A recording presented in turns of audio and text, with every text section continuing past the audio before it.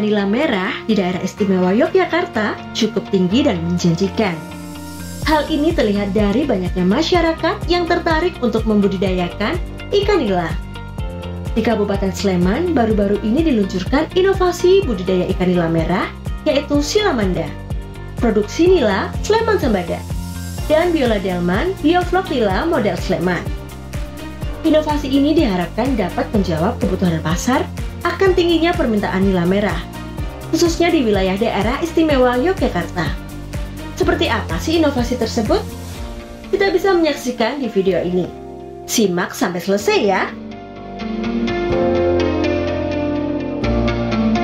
Budidaya ikan di Kabupaten Sleman, khususnya ikan nila merah sebagai komoditas unggulan Kabupaten Sleman, tentu membutuhkan benih yang unggul.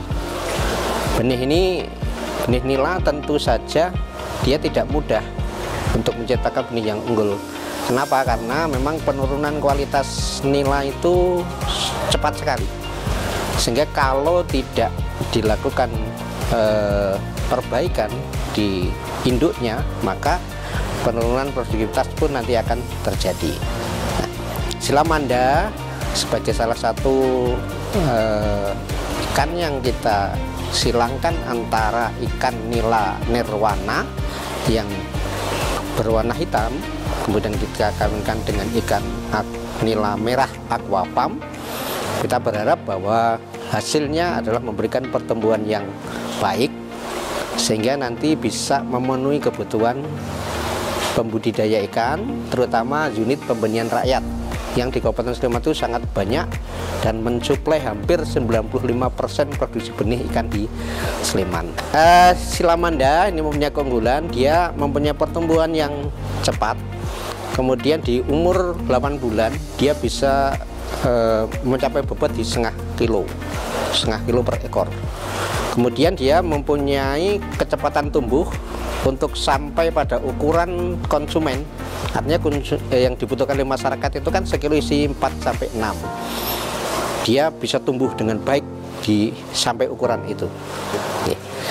Oke, untuk pemijahan ikan nila, khususnya nila Silamanda, kita pakai sistem pemijahan massal di kolam.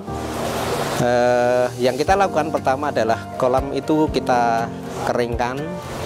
Setelah kita keringkan, kemudian diisi air sampai ketinggian di sekitar 40 cm.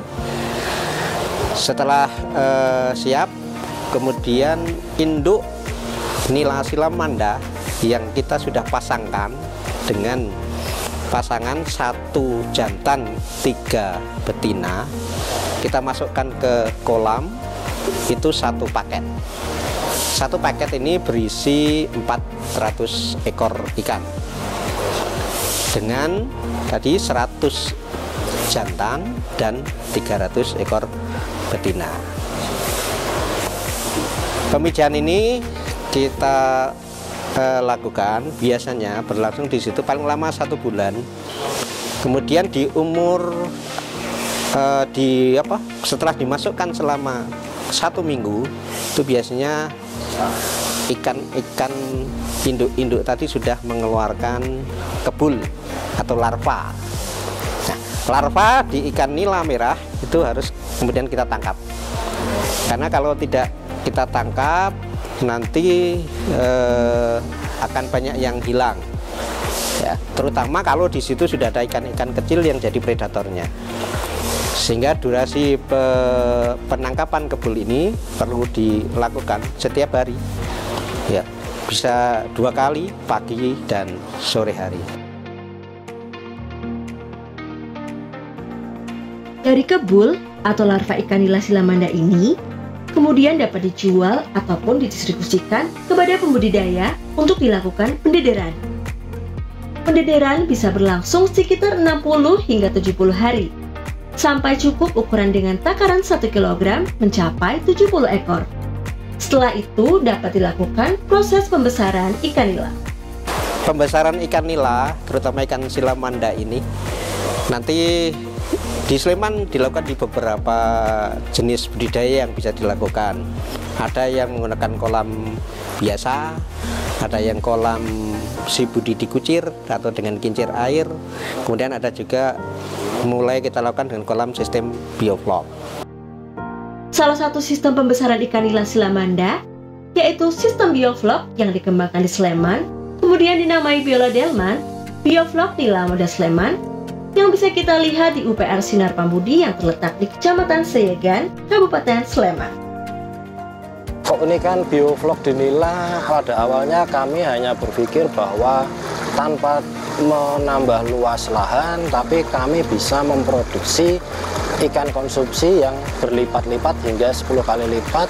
Jadi tanpa kita susah untuk mencari lahan yang baru, kita membuat rekayasa lingkungan di mana kita bisa menambah kepadatan yang jauh lebih tinggi.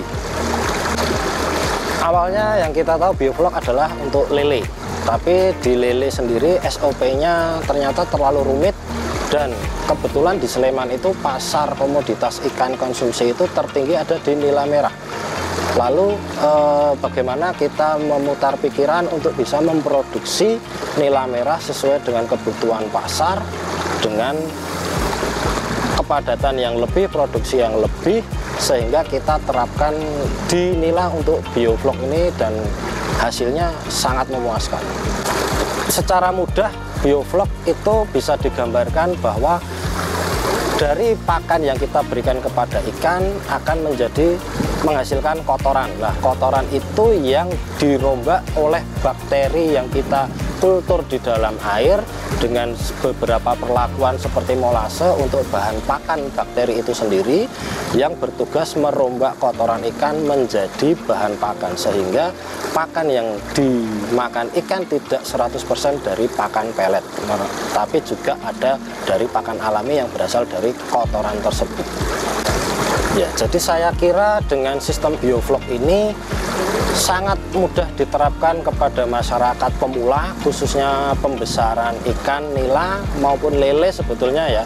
Tapi memang berkembang di Sleman itu nila, tidak perlu khawatir dengan kesulitan-kesulitan yang ada, karena kita hanya membutuhkan perlakuan terhadap kualitas air tersebut sesuai dengan kebutuhan bakteri, molase, dan jumlah ikan yang kita tebar, sehingga terjadilah keseimbangan di dalam lingkungan tersebut yang menyebabkan simbiosis mutualisme dan dapat menekan biaya produksi.